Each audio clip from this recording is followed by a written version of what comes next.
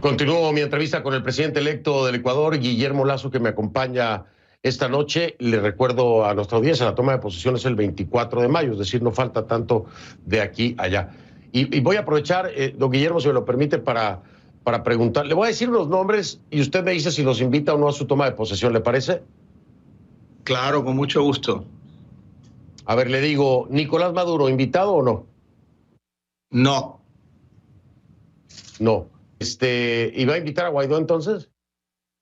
Sí, a Juan Guaidó, sí, claro, es el presidente de Venezuela reconocido por la mayor cantidad de naciones del mundo.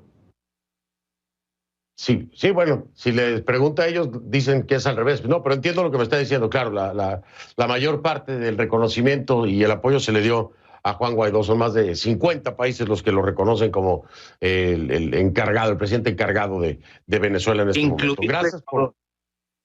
Dígame. Incluido el Ecuador. Claro, incluido el Ecuador. A ver, aquí hay un tema muy interesante en cuanto a gobernabilidad. ¿Está usted de acuerdo conmigo, don Guillermo, que el resultado de Arauz hay que aplaudirlo, no se puede subestimar? Estamos hablando de un amplio volumen de electores que lo apoyan, por arriba del 40%.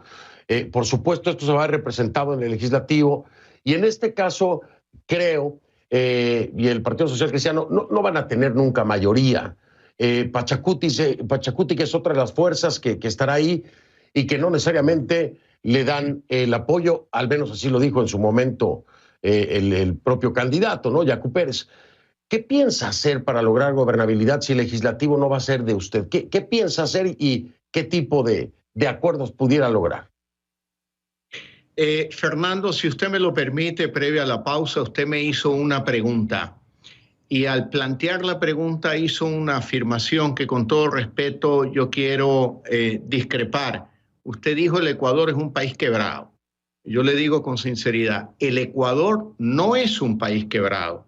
El Ecuador tiene un sector privado representado por las exportaciones, el sector industrial, el sector financiero, el sector comercial, que está bien, que ha sufrido por la pandemia, sí, pero que tiene fortaleza y capacidad de reacción. ¿Dónde está el problema? El problema está en la economía estatal, en la economía pública. Un gobierno muy mal administrado durante los últimos 14 años. Ese es el reto que yo tengo que enfrentar, pero es un sector público sobreendeudado, falta de liquidez, impactado por problemas de corrupción, ineficiencia, pero el Ecuador tiene un potente sector privado que sin duda alguna será la fortaleza con la cual saldremos adelante como país en su conjunto.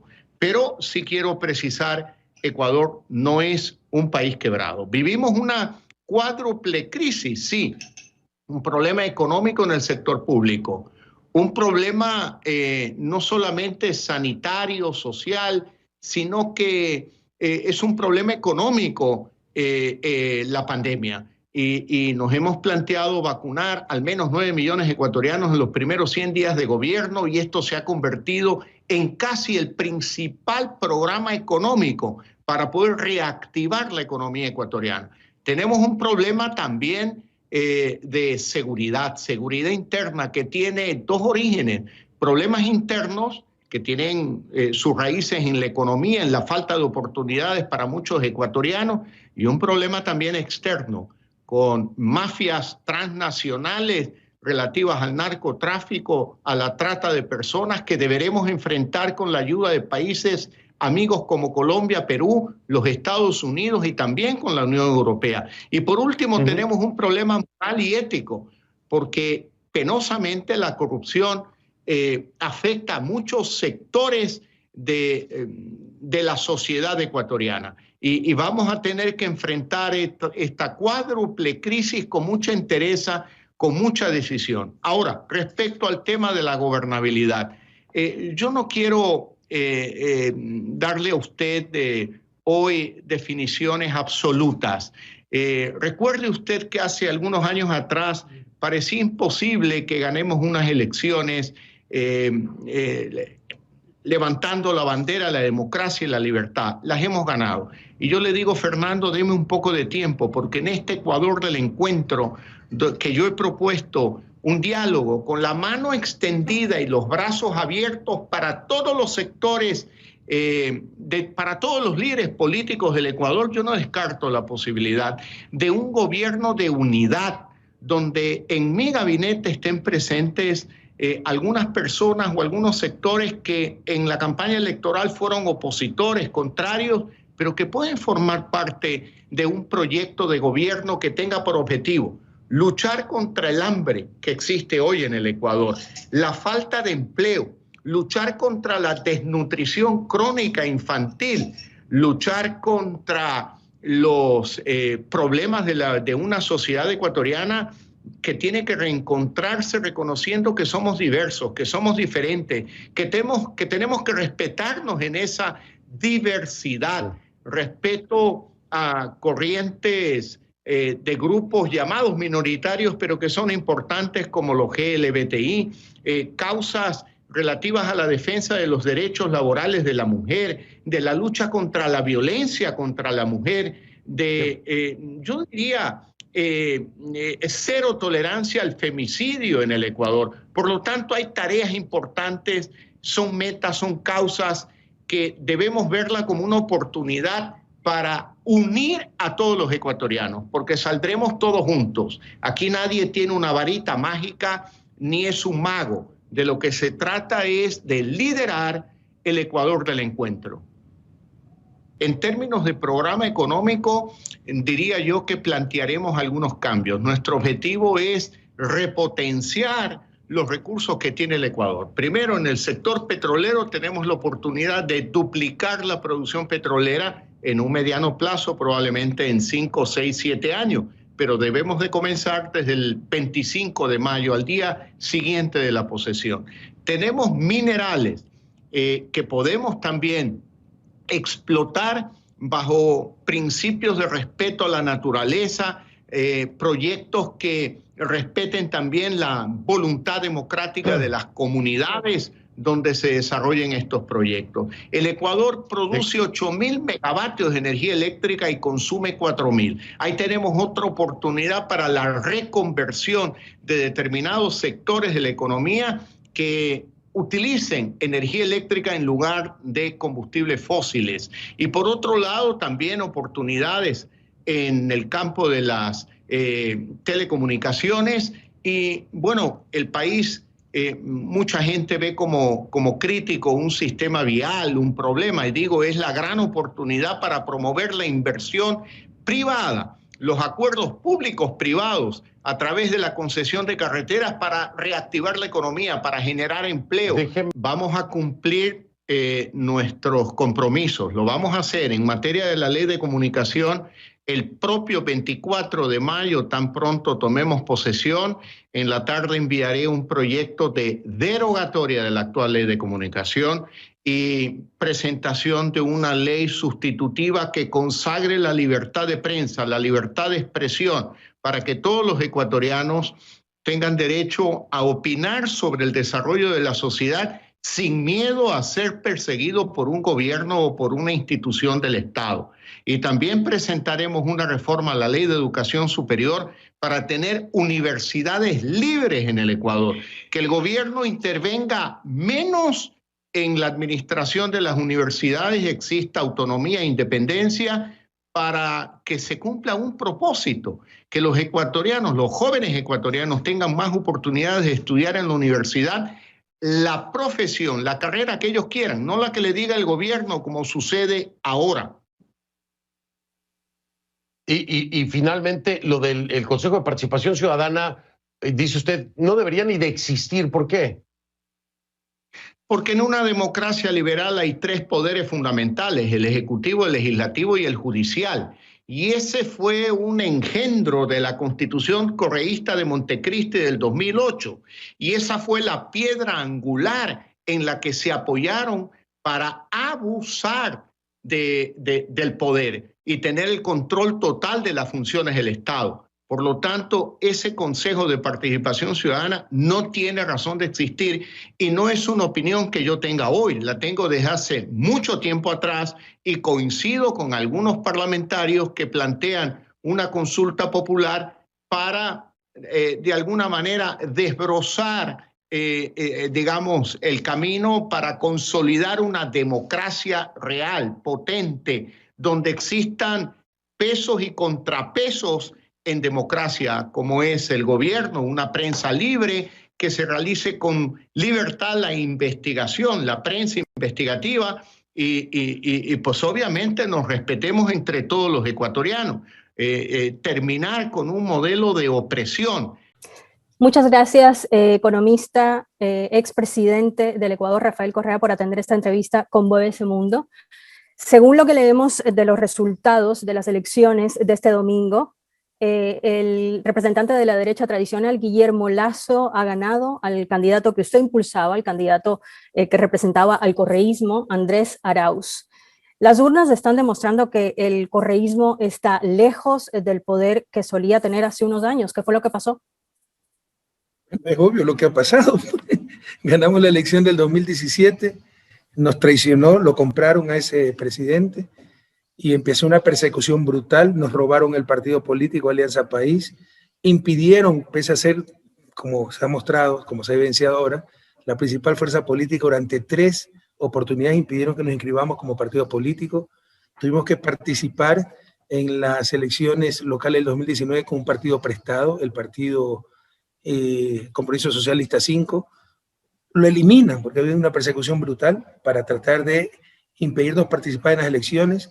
A última hora nos abre las puertas con Centro Democrático Lista 1 y participamos con Centro Democrático Lista 1. Me proponen a mí como candidato a vicepresidente porque me habían ya bloqueado para ser candidato presidencial.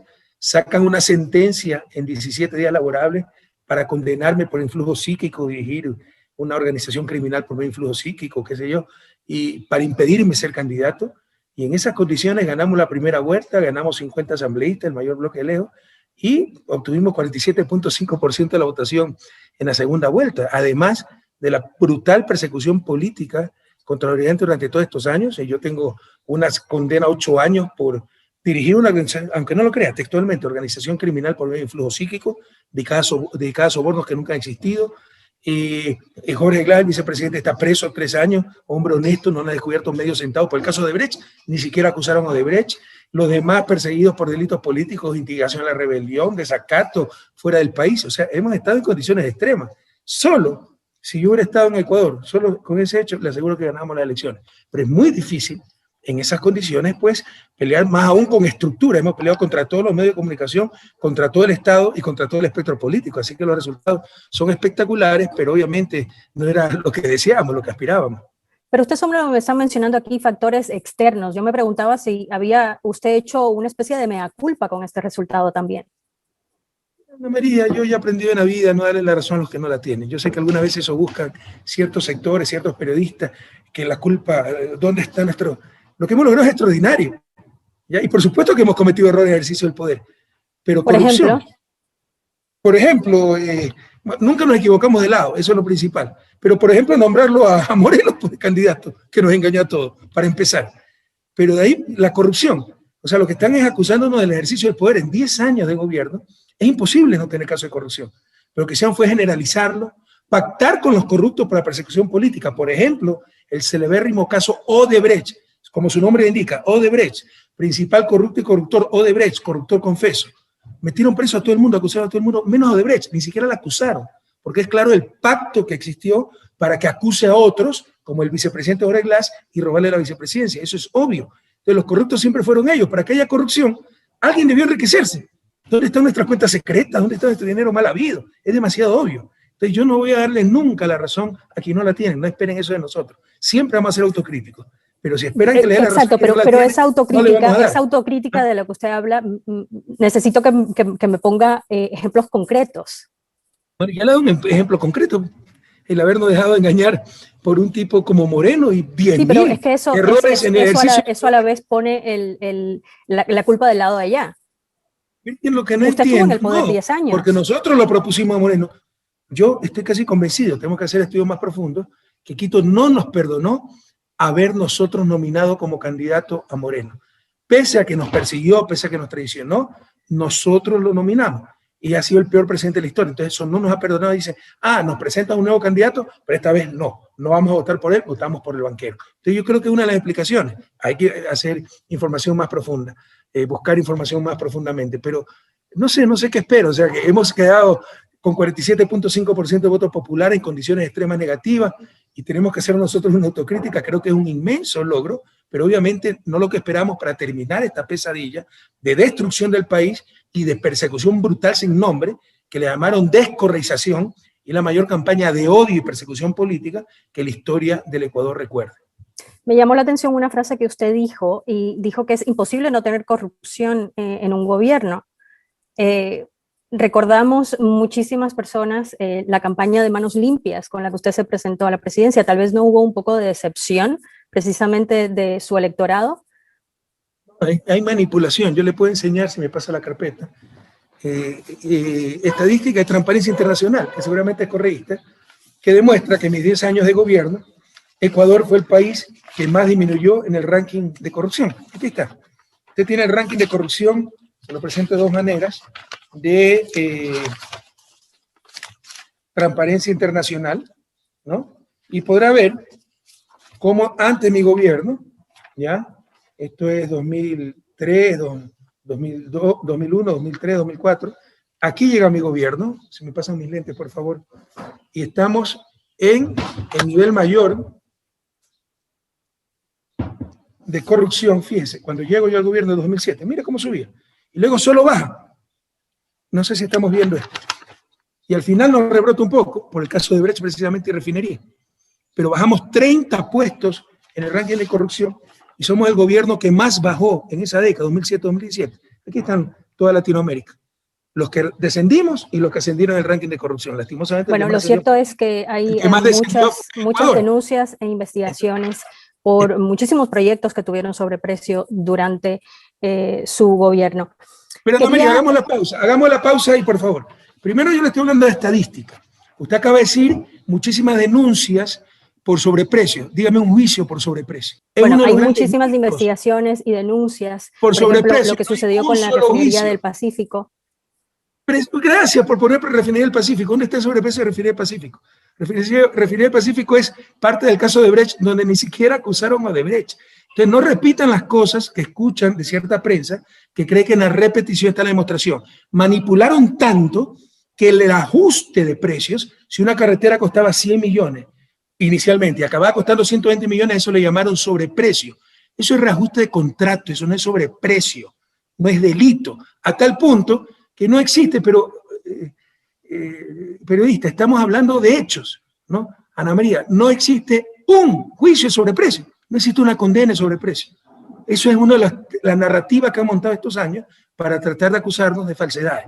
Porque hemos tenido casos de corrupción, como todo gobierno de ejercicio, pero jamás toleramos la corrupción. Como este gobierno que sí toleró y dirigió la corrupción de las más altas esferas, si no, no se hubieran podido repartir los hospitales, como se evidenció ese escándalo en plena pandemia, ¿no? El reparto de hospitales. Economista, usted ha dicho que se equivocó con Moreno. Me pregunto si se equivocó también con Andrés Arauz al elegirlo como su candidato esta vez. ¿Por qué me haber equivocado con Andrés Arauz?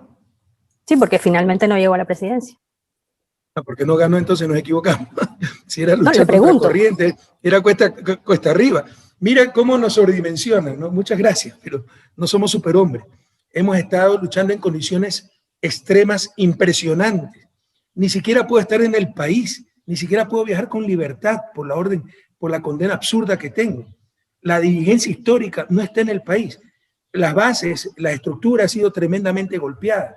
Las casas de nuestros dirigentes han sido allanados, tenemos dirigentes con brazalete, amenazados, un terror que se vive en el país, toda la prensa en contra, todo el poder del Estado en contra, todo el espectro político se unió contra nosotros, y aún así sacamos 47.5%, pero no ganamos. No nos sobreestimen, no somos superhombres, pero lo que hemos hecho es extraordinario. Es decir, que usted tiene un aire un tanto triunfalista con este resultado. O sea, viendo objetivamente, aspiramos a que acabe esta pesadilla, a que Ecuador recupere la senda hacia el progreso. Hablemos claro, yo le soy el mejor de los éxitos a Guillermo Lasso. porque no estamos para politiquería. El país sufre una crisis histórica, la peor de la historia económica y la peor sanitaria de la que haya registro.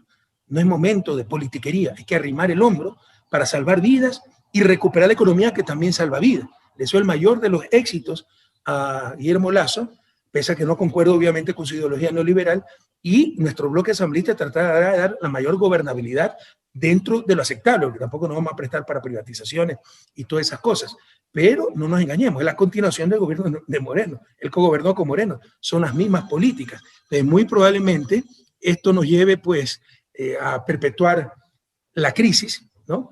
Pero nosotros le decíamos, va a tener todo el apoyo de nosotros para superar el gravísimo problema que atraviesa el país. Entonces nosotros no es que somos triunfalistas, reconocemos el capital político que tenemos y responsablemente lo vamos a poner en función del bienestar del país. No buscamos espacios para nosotros, buscamos el menor dolor para la gente y Ecuador está destrozado. Y adentrarme precisamente en lo que usted habla, porque definitivamente el correísmo y sus aliados van a ser un actor clave, tienen la primera minoría dentro de la asamblea, y me pregunto qué papel van a jugar. Muchos piensan, de hecho, que el correísmo puede ser la piedra en el zapato de Guillermo Lasso desde el legislativo. María, hay que cambiar la mentalidad política. La obsesión de los políticos latinoamericanos y ecuatorianos en particular debe ser superar su desarrollo, 200 años en su desarrollo, pobreza, exclusión, desigualdad, marginalidad, discriminación de nuestros pueblos ancestrales. Esos son nuestros grandes retos, no ser piedra de zapato de nadie. Nosotros somos constructivos, propositivos. Entonces, vamos a hacer una posición responsable, que vamos a dar gobernabilidad. La gente votó por el neoliberalismo, votó por la derecha, que se aplique un proyecto de derecha, ¿no? Pero obviamente, si es para el plan de vacunación, tendrán todo nuestro respaldo, todas las leyes que haya que aprobar en la asamblea. Si es para privatizaciones, no concordamos con eso y representamos un 47.5% del pueblo ecuatoriano que dijo estamos contra eso y nos vamos a oponer, pero jamás con el afán de desestabilizar, sino de arrimar el hombro, sobre todo para superar la crisis sanitaria, que se salven vidas, y superar la crisis económica sin que saqueen el país con privatizaciones y todas esas cosas. Usted, ¿cómo piensa trabajar en este sentido con el gobierno de Guillermo Lasso, ya que dice que va a trabajar colaborativamente? Bueno, de nuestro espacio, ¿no? Que es la asamblea. Nosotros no vamos a ser parte del ejecutivo, además lo vamos a hacer con un gobierno que es la antítesis de lo que pensamos y que le deseamos el mejor de los éxitos, porque es el éxito del Ecuador. Pero creemos que con las políticas que ha propuesto no vamos a salir de la crisis. Son las políticas que se impusieron en Grecia para la crisis de los crisis subprime en 2008. Todavía no sale Grecia de su crisis con esas políticas de austeridad. Se han ofrecido cosas como salario básico de $500, cuando fueron los que se opusieron a aumentar 1 centavo el salario el año pasado. Vamos a ver cómo cumple esas promesas, pero a la vez habla de políticas de austeridad. Entonces temo que con esa clase política no superaremos rápidamente la crisis, que es lo que se necesita. Pero como le decía, ¿no? Ellos cuentan con todo nuestro apoyo en momento de la unidad nacional. ¿Qué cree que es lo que necesita el país? ¿De qué? ¿De reactivación? En el plano económico. Por ejemplo, los créditos que dijeron que iban a dar, los vamos a apoyar totalmente. La gente necesita crédito. Ahora hay que ver cómo financian esos créditos y cómo le van a dar créditos a gente que está sobreendeudada sin aliviarle primero las deudas. Entonces, primero habrá que aliviar las deudas y en todo eso vamos a apoyar. La otra pregunta que muchos se hacen es si este nuevo rol que va a tener desde la oposición lo va a hacer todo vía remota desde Bélgica o si va a regresar al Ecuador. No me interesaba estar en política. Yo lo dije en el 2014, no sé si se enteró, no sé si vivía en Ecuador todavía, que no me iba a presentar en el 2017. Y usted sabe, tiene su fuente, que si me presentaba en el 2017 le ganaba la elección, pero que me iba a retirar de la política.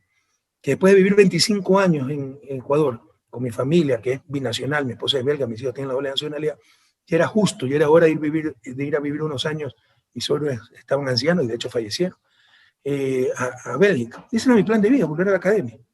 Tuve que involucrarme nuevamente en política por la persecución brutal que empezó a hacer Moreno cuando nos traicionó y se vendió a la derecha, empezó a gobernar con la derecha y tiró a la basura el programa de gobierno que ganó en las urnas. No solo nos traicionó a nosotros. Esto es imposible que ocurra en Inglaterra, en Reino Unido. Una traición así al voto de la gente, un cambio de 180 grados en el plan de gobierno aprobado en las urnas. Entonces traicionó a sus compañeros, traicionó la democracia, traicionó al pueblo ecuatoriano y me empezó a repletar de juicios. 39 juicios penales tengo, 39. De secuestro, de homicidio, de soborno, de todo, de todo. Entonces, frente a eso, frente a la persecución de mis compañeros, frente a la destrucción de mi país, frente a esa difamación, ese discurso único de hace 4 años, que sobreprecio, que la corrupción generalizada. Para empezar, 10 años fue parte de nuestro gobierno Moreno. ¿Dónde estaba pues la corrupción generalizada? Es tan obvio como eso. Pero no solo nos han robado la verdad, nos han robado el sentido común. Todo ha sido calumnia, todo ha sido mentira, difamación. Frente a eso, tuve pues que regresar a la política para defender el legado de mi gobierno, defender la verdad, defender nuestro honor, defender a mis compañeros. Pero no me interesa, a mí no me interesa ningún puesto. Yo hubiera querido seguir tranquilo en mi casa, escribiendo los libros que estoy tratando de hacer y que hubiera acabado si no hubiera habido esta persecución brutal. En todo caso, en lo posible voy a dejar que al nuevo liderazgo, Andrés y muchos jóvenes que existen, que manejen esto, pero obviamente pues algunas veces me consultarán y todavía no puedo regresar al país mientras no se resuelvan todos estos problemas jurídicos que yo creo que más temprano que tarde se derrumbarán porque son... Que ya usted mencionaba, son más alrededor de una treintena de procesos abiertos en Ecuador, tiene una sentencia también por cohecho a 8 años de prisión. Usted le ha pedido a Guillermo Lasso que cese lo que usted llama el lawfare, o sea, que la justicia sea utilizada con fines políticos. ¿Usted insiste en su inocencia? Bueno, no se lo digo yo, se lo dice su propio, se lo dice su propio asesor político, Durán Barba. Usted puede leer, página 12, la fecha, yo lo compruebo siempre, Ana María, 13 de abril, Jaime Durán Barba, Lenín Moreno se dedicó a perseguir a Correa de manera absurda. Y él, Durán Barba, el asesor político, el consultor político, el estratega político que ha hecho ganar a Guillermo Lasso, que hizo ganar a Macri, le dice, Correa es un perseguido político, se lo persiguió de manera absurda y le aconseja a Guillermo Lasso no hacer lo mismo, porque en el largo plazo es perjudicial. Por el caso argentino, donde mantuvieron viva a Cristina y derrotaron a Macri, y en nuestro caso, donde probablemente nos hubieran derrotado mucho más fácilmente si se olvidan de nosotros. No han tenido presentes, hemos quedado en segundo lugar con 47.5% de los votos, y si más tarde puedo regresar al país, les vamos a ganar las elecciones. Muchísimas gracias por esta entrevista con BBC Mundo. Muchas gracias.